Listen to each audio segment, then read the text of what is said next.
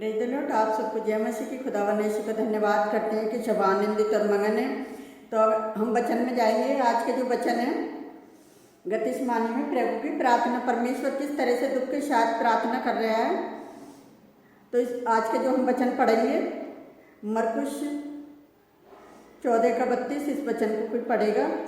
फिर वह गतसमनी नामक एक जगह में आए और उसने अपने चेलों से कहा, यहाँ बैठे रहो जब तक मैं प्रार्थना करूं। हालेलुया। तो हम 34 में देखेंगे तो उसमें लिखा है कि और उसने कहा, मेरा मन बहुत ही उदास है, यहाँ तक कि मैं मरने पर हूँ। तुम यहाँ ठहरो और जागते रहो। हालेलुया। यहाँ परमेश्वर यीशु मसीह ने कहा अपने चेलों से कि तुम जागते रहो और यहाँ ठहरे रहो। और आगे देखेंगे कि किस तरह से चेले सो रहे हैं। और उसने कहा हे अब्बा, हे पिता, तुझसे सब कुछ हो सकता है। इस कटोरे को मेरे पास से हटा ले, तो भी जैसा मैं चाहता हूँ वैसा नहीं, जो तू चाहता है वही हो। 37 में पढ़ेंगे। फिर वह आया और उन्हें सोते पाकर पतरस से कहा, हे शमौन, तू सो रहा है क्या? तू एक घड़ी भी ना जाग सका? जागते और प्रार्थना करते रहो कि तुम परीक्षा में ना पड़ो। आत्मा तैयार है पर शरीर दुबला है। और 40 में पढ़ेंगे।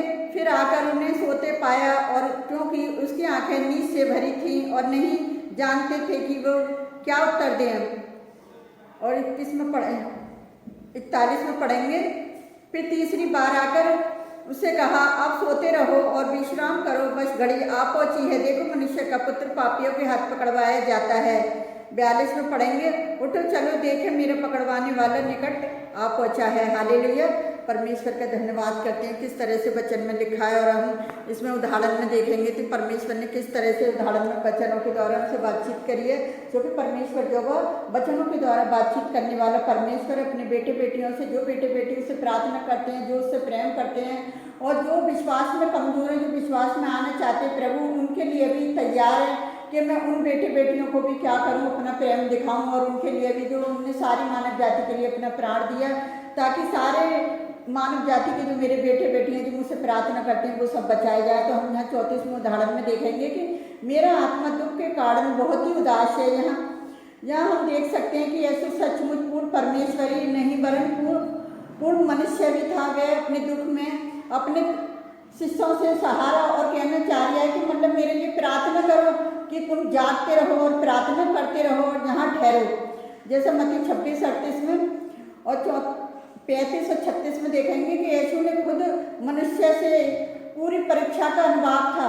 यीशु मसीह को पूरी परीक्षा का अनुभव था कि उसके साथ क्या क्या होने वाला है। उसे सब कुछ पता थी। इब्रानियों 4:15 में बिल्कुल उसे अधिक अनुभव था और हम उस पीड़ा को कभी महसूस नहीं कर सकते जो उसने सही और निष्पाप मनुष्य था, जो हमारे बदले में खड़ा हुआ और हमारे पापों की खातिर उसने दंड स्वीकार किया और वह दंड मृत्यु था परमेश्वर से हमारे बदले में वो खुद खड़ा हुआ। जैसे रोमियो 6:23 में मसीह हमारे लिए पाप का एक बलिदान था। रोमियो 8:3 में पाप से अज्ञान था, परमेश्वर के पुत्र को पापी ठहराया गया। वे दूसरा कुरिन्थियों 5:21 में मसीह ने प्रत्येक व्यक्ति के लिए मृत्यु का सवाल चाहा। इब्रानियों 2:9 में ताकि मृत्यु के द्वारा उसे जिस मृत्यु पर शक्ति मिली थी शैतान को निकम्मा कर दे। इब्रानियों 2:14 में मसीह ने अपने मृत्यु के द्वारा विश्वास से उसके पास आने वाले सब लोगों के लिए उद्धार का संभव बना दिया। रोमियो 5:8-10 में सबसे पहले यीशु ने ये प्रार्थना की, वे घड़ी मुझसे टल जाए, इसकी मृत्यु और जो परमेश्वर से उसके अलग होने का समय था उसके ऊपर से टल जाए। उसने परमेश्वर से पूछा, क्या मनुष्य जाति को बचने का कोई दूसरा उपाय नहीं यह रास्ता? यदि परमेश्वर चाहता तो अवश्य ही कोई दूसरा उपाय निकाल सकता था। उसने कहा, हे अब्बा, हे पिता, तुझसे सब कुछ हो सकता है। और उसने प्रार्थना करी। यीशु ने प्रार्थना की, इस कटोरे को मेरे पास से हटा ले। वह कटोरा परमेश्वर के क्रोध का कटोरा था। यशायाह 21:17 में, मरकुस 10:38 में स्वयं ही मनुष्य की इच्छा थी कि वे क्रूस पर न मरे। मसीह परमेश्वर का पुत्र था तो भी उसकी खुद की मानवीय इच्छा परमेश्वर की इच्छा से विभिन्न थी। इसलिए उसने परमेश्वर से प्रार्थना की कि उसे बचा लिया जाए। परंतु ये प्रार्थना करने के बावजूद भी वे परमेश्वर की इच्छा के लिए प्रत्येक पूरी तरह समर्पित था। मेरी इच्छा नहीं परंतु तेरी इच्छा पूरी हो जाए। तो आज मैं यीशु मसीह सबसे कह रहा है कि मेरे प्रिय भाई बहनों, आपकी भी इच्छा नहीं, परमेश्वर की इच्छा पूरी हो जाए हमारे जीवनों से। यीशु ने अपने आप को परमेश्वर की इच्छा के अधीन करने के द्वारा शैतान पर विजय प्राप्त की। उसने मृत्यु को टालने के लिए परीक्षा पर विजय प्राप्त की। उसमें यीशु ने हमें अनुकरण करने के लिए एक उदाहरण दिया कि हम प्रत्येक कार्य करने में अपनी नहीं वरना परमेश्वर की इच्छा पूरी करनी चाहिए। जैसे 37-38 में मसीह की प्रार्थना करने के दौरान चेले गहरी नींद में सो गए और वे उसके साथ जागते रहे, अपने उसके लिए प्रार्थना करते रहते कि ताकि उनकी जानकारी के बिना शैतान उन पर ना आ सके। कई वर्ष तक पतरस ने अपने पहले पत्री में मसीहों की चेतावनी दी कि शैतान गरजते हुए सींग के समान है जो किसी व्यक्ति को फाड़ खाने की खोज में रहता है। उन्हें आत्मा और संयम और सचेत रहना चाहिए, पहला पतरस 5:8 में। लेकिन गतिस्मानी के बगीचे में पतरस सो गया और शीघ्र क्या हुआ कि शैतान के जाल में फंस गया। और 66-72 में पतरस ही नहीं मतलब सारे ही शिष्य जो यीशु मसीह के साथ थे वो क्या हुआ कि वो सभी गहरी नींद में सो गए और इसी रीति से यीशु को छोड़कर भाग गए। तो आज प्रत्येक कितने लोग हैं जो ऐसे ही प्रभु को छोड़कर भाग जाते हैं और नहीं चाहते कि वो हमारे साथ भी ऐसा हो, यीशु मसीह के साथ हो। और जो यीशु मसीह के चेले हैं जो उस पर विश्वास करते हैं और वो हर मार खाने के लिए तैयार है। जो यीशु पर बीती वो भी चाहते हैं कि अगर हमारे ऊपर बीते तो कोई फर्क नहीं पड़ता, क्योंकि यीशु मसीह ने कही है जो अपने प्राणों को प्रिय जानेगा वो उन्हें खोएगा और जो अपने प्राणों को जोखिम में डालेगा पता है क्या होगा, वो अपने प्राणों को बचाएगा। आज यीशु प्रत्येक विश्वासी से लगातार कहता है कि जागते रहो और प्रार्थना करते रहो, तुम परीक्षा में ना पड़ो। मत्ती 6:13 में कई बार हम आत्मिक तौर पर सो जाते हैं जबकि हमारा शरीर जागता रहता है। हम दिन में कितनी बार प्रार्थना करते हैं, हमें कितनी बार यीशु के बारे में सोचते हैं। हमें शैतान पर विजय होने के लिए जागते और प्रार्थना करते रहना चाहिए। हमारी मानवीय आत्मा यीशु के साथ जागते रहने के लिए इच्छुक होती है, परंतु हमारा शरीर क्या है, कमजोर है। 38 में यहाँ तक कि पतरस, याकूब, यूहन्ना मछुआरे थे जिन्होंने गलील सागर पर अपनी नाव में कई रात सोए हुए गुजारी थी, यीशु के साथ ना जाग सके। उन्होंने कहा था कि यीशु की खातिर मर जाएंगे, लेकिन 31 में किंतु जब परीक्षा का समय आया तभी वे यीशु के साथ 1 घंटा भी नहीं जाग सके। ये कहावत सही है कि यीशु के लिए मरना आसान है लेकिन उसके लिए जीना कठिन है। और यीशु 2 बार अकेले प्रार्थना करने के लिए गया ताकि स्वर्ग से एक स्वर्गदूत उसे दिखाई दिया जो उसे सामर्थ्य देता था। लूका 22:43 में वह इतना अधिक व्याकुल था कि उसके पसीना लहू की बड़ी बूंद के समान जमीन पर गिर रहा था। हालेलुया। तो यीशु ने प्रत्येक बार वापस आकर पता क्या करा, आने पर चेलों को सोते पाया। तब उसने देखा कि यहूदा के साथ यहूदी अगुवाओं के द्वारा भेजी गई बड़ी भीड़ उसे गिरफ्तार करने के लिए पहुंच गई। उसने अपने चेलों से कहा उठो और चलो। उनका कहने का मतलब ये नहीं था कि यहाँ से भाग जाओ, परंतु उसका कहने का मतलब ये था कि आओ अपने शत्रुओं से मुलाकात करें और अपने शत्रुओं को देखें। तो मेरे प्रिय भाई बहनों, आज हमें पता क्या है, सताव तो लोग कर ही रहे हैं पर लेकिन हमें क्या करना है, भागना नहीं है और हमें उस सताव का सामना करना चाहिए। जब भी हम विजय प्राप्त कर सकते हैं, क्योंकि शैतान कई तरह से मनुष्यों के द्वारा ही वार करता है, बाकी तो उसके बस की नहीं है।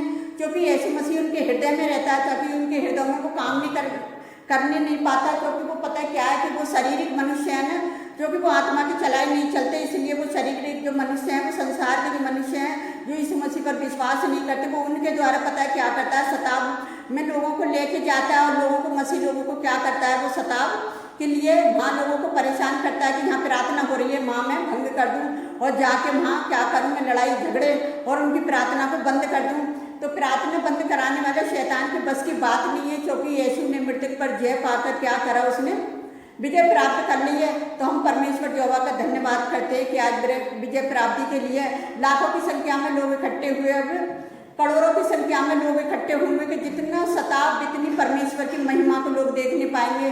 तो हम परमेश्वर का धन्यवाद करते कि प्रभु यीशु मसीह ने आपको और मुझे जहाँ तक संभाला फाइटिंग में, वो आगे भी आपकी अगुवाई करे और आपको आगे भी सहायता मदद करे। जिस बात की आपको ज़रूरत है, प्रभु आपकी हर ज़रूरत को पूरी करे। मैं परमेश्वर यहोवा का धन्यवाद करती हूँ आज के सुंदर वचन के लिए। तो आइए हम प्रार्थना करते हैं आप सबके लिए, आप भी हमारे साथ मिलकर प्रार्थना करें। Hallelujah, hallelujah. धन्यवाद करते हैं मेरे राजाओं के राजा, प्रभुओं के प्रभु, आपकी स्तुति, आपकी तारीफ हो, आपकी प्रशंसा हो मेरे यहोवा परमेश्वर, कि आपके नाम को महिमा और आदर मिले। आपने अपने लोगों को जहाँ तक फाइटिंग में संभाला है खुदाबंद, मुझे विश्वास है प्यारे पिता परमेश्वर के आने वाले पार में अपने ज़्यादा से ज़्यादा लोगों की आप मदद करोगे प्यारे पिता परमेश्वर। वो उस भीड़ को देख नहीं पाएंगे प्यारे पिता परमेश्वर, किस तरह से वो राजाओं का राजा गद्दी पर प्रवेश करने जा रही है प्यारे पिता परमेश्वर। क्योंकि वो हृदय में राज करने वाला राजा है प्यारे पिता परमेश्वर। वो संसार का राजा नहीं मेरे खुदावन, वो हृदय में राज करने वाला वो स्वर्गीय राजा है मेरे जो वो परमेश्वर। जितने लोग अपने राजा से मांगते हैं खुदावन, आप उनकी प्रार्थनाओं को सुनना और कबूल करना। जितने लोगों ने फाइटिंग के लिए प्रार्थना करके प्रार्थना करके आपसे प्रार्थना में मांगा मेरे प्यारे प्रभु परमेश्वर पिता, उन सबकी प्रार्थनाओं को आप सुनना और कबूल करना खुदावन, कि उनकी प्रार्थना करना व्यर्थ न जाए प्यारे पिता परमेश्वर। जिस तरह से तेरे चेले सो गए प्यारे पिता परमेश्वर, कि वो भी कमजोर ना हो प्यारे पिता परमेश्वर। आप उन्हें सामर्थ्य दें प्यारे पिता परमेश्वर। अपने दास दासियों की जो लगातार वो प्रार्थना में बने रहे प्यारे पिता परमेश्वर, और जो कलेसियाओं के लोग थे वो भी बने रहे प्यारे पिता परमेश्वर। आप उनकी भी सहायता, उनकी मदद करें। मैं आपके हर दास दासी को और मैं संडे के पाम संडे की सारी मीटिंगों को आपके हाथ में देती हूँ, आपके लोगों को आपके हाथ में देती हूँ पिता परमेश्वर। यहाँ से झलूस निकले वहाँ प्यारे पिता परमेश्वर, तेरे स्वर्गदूतों का पैरा हो प्यारे पिता परमेश्वर। क्योंकि आपके वचन में लिखी है, मैं तुम्हारे निमित्त अपने स्वर्गदूतों को आज्ञा दूंगा प्यारे पिता परमेश्वर, कि तुम्हें किसी बात की कोई घटी ना होगी प्यारे पिता परमेश्वर। क्योंकि आप राजाओं के राजा, उनके आगे आगे चलने वाले परमेश्वर है मेरे जो वो परमेश्वर। मैं बाम संडे की सबकी चिंताएं मैं आपके ऊपर डालती मेरे खुदावन। जितने लोगों ने आपसे प्रार्थना में मांगा, आपने उनकी प्रार्थनाओं को सुना और कबूल किया पिता। जितने लोग हमारी वीडियो से जुड़े हुए हैं पिता, एक को आशीष दे प्यारे पिता परमेश्वर। उनको सब्सक्राइब करना व्यर्थ न जाए पिता, उनका लाइक कमेंट करना भी व्यर्थ न जाए पिताजी। अपनी गवाहियों को अपनी कमेंट्सों में लिख दें प्यारे पिता परमेश्वर, कि इनके द्वारा आपने हमें यहाँ तक संभाला है खुदावन, कि हम उनके लिए और ज़्यादा से ज़्यादा प्रार्थना कर सके मेरे पिता परमेश्वर, कि वो भी अपनी समस्याओं को कमेंट्सों में लिखे और हम उनके लिए दुआएं कर सके प्यारे पिता परमेश्वर। उन सबकी सारी समस्याओं को आपके चरणों में रखती हैं प्यारे पिता परमेश्वर, क्योंकि हम तो आपके किसी काबिल नहीं है पिताजी।